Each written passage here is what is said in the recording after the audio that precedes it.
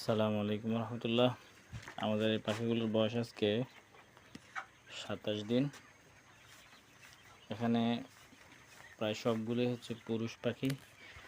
এই ব্যাচের সব মহিলা সেল হয়ে গেছে, সব এই যে একটা আটকে গেছে এখানে, সবগুলোই সেল হয়ে গেছে। এই পাখিগুলোর মধ্যে এখন একটু ঠান্ডা সমস্যা আছে, দেখাই। যদি ঠান্ডা সমস্যা থাকে পাখিগুলো এরকম থাকবে। এই যে এখানে একটা বসে আছে, এই যে এটা, এই পাখিরা দৌড়াদৌড়ি করতেছে ঠিক, কিন্তু একটু ঝিম মারা অবস্থা। সবগুলা লাগে নাই, কিছু কিছু। এই যে এখানে এই যে অবস্থা, ঠান্ডার সমস্যা।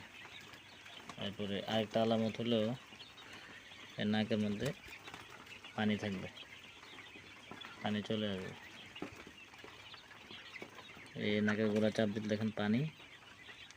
এই যে সর্দি,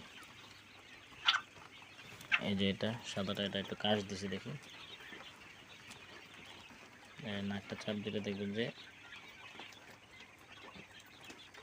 এই যে পানি।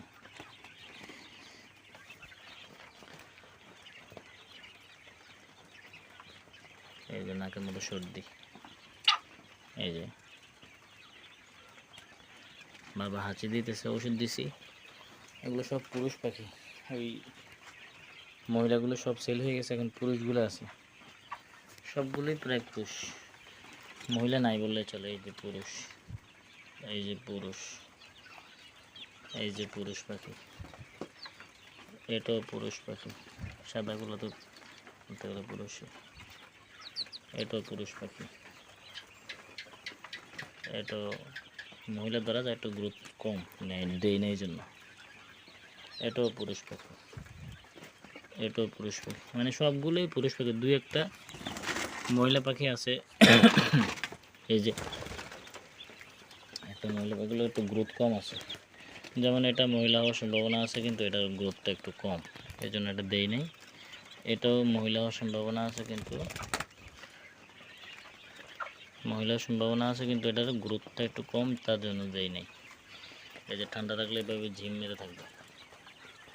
এই যে বেশি ঠান্ডার কারণে হা করতেছে, মানে নাক বন্ধ হয়ে গেছে সর্দিতে পুরো নাক বন্ধ হয়ে গেছে এখন। এই যে